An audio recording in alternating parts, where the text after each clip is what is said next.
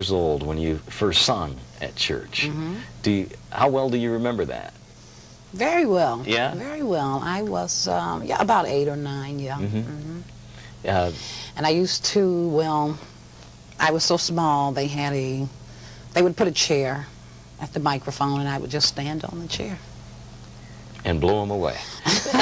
No, but I would stand there and sing. Were you nervous? I didn't really want to, but my dad just kept pushing me out there. Oh, really? Yeah, I didn't really want to, but once I got into the swing of it, got a little older and began to appreciate music more, and then you couldn't hold me back. Which way is the microphone? So give me that chair. Right, which way is the chair, the microphone, okay. And you were ready to go. Yeah. I used to travel singing with your father. Love singing, love music. Yeah. Now, at first when you were... It wasn't that I didn't, let me explain that. It wasn't that I didn't want to sing. I was very shy as a young girl. And so it was the idea of having to stand before so many people. Right. That's what it was. Yeah. But you got used to it quickly. Yes, so by the I age did. of 9 or 10, you were ready to go. Oh, I was all grown up then. Yeah. Now, what was traveling like your father with, singing on the road at such a young age? We had services in most of the major cities across the country, in Chicago, in Detroit, in New York, in Los Angeles, in the Arena out in San Francisco. And I was a featured vocalist with the group, as were Sammy Bryant and Lucy Branch, who is the mother of one of my background singers, Margaret Branch. So you obviously, was this on the weekends, or did you have to miss school? Okay, so you had a regular life then. This is not like... absolutely. Okay. Yeah.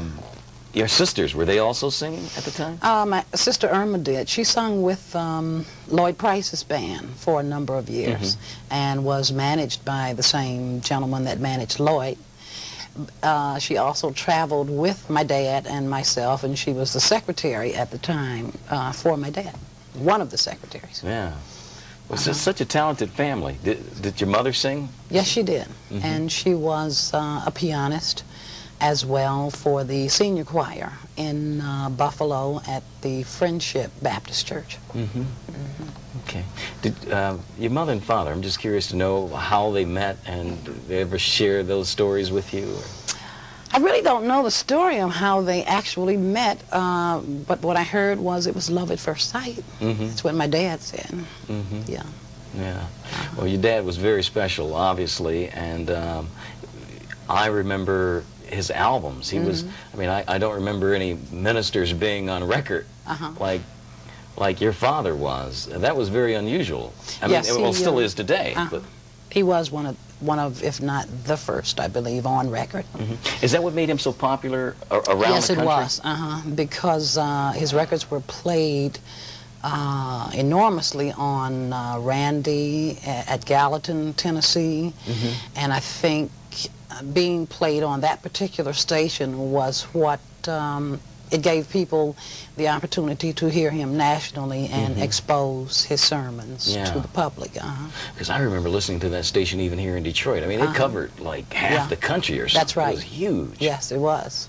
Did you ever visit that radio station to do No, interviews I or did anything? not. I believe he did, but I didn't. I did not. Yeah. Now, when you made the change from, or I don't know if I should say a change, but when you added secular music to your gospel background, how did Dad accept that? Very well. In fact, I just told him that I wanted to change fields. I wanted to expand my horizons, my music, and he said if that was what I wanted to do, then by all means. And he took me to New York, and I sung for John Hammond there at Columbia Records.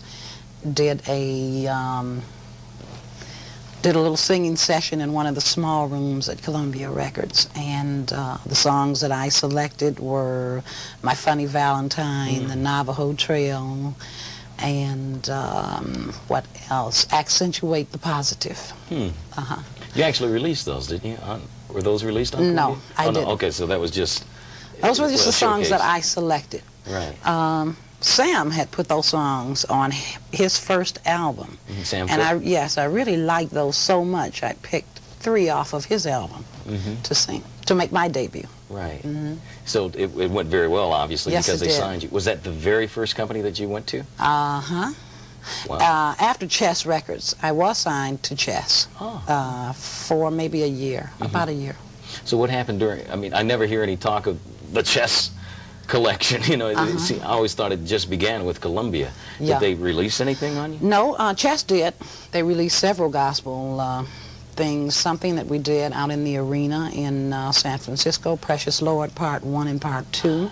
You know what? My mother gave that to me a year and a half ago. Were you like 12? When Yes, 13. 13.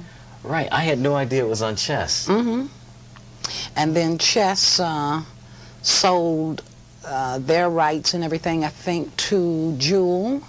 And then Jewel sold everything to Sugar Hill Records, and I believe that's where those recordings are now. Wow. Do you have all the music that you've recorded through the years? Some of them. I may have one copy of those things. Do you ever listen to it? Sure. Do you? Yeah. What do you think when you, I mean, what goes through your mind when you hear something like Precious Lord at age 13? I enjoy them, and I critique them to see at what level I was singing at when I was that age. Yeah. Well, you know, I'm sure you heard during that time how phenomenal you were, especially at such a young age. And I would assume that, you know, you'd hear that but not really know, because you hadn't been around long enough to really know. When you go back, do you understand? I enjoy them, yeah. I said, hey, I can kind of sing a little bit.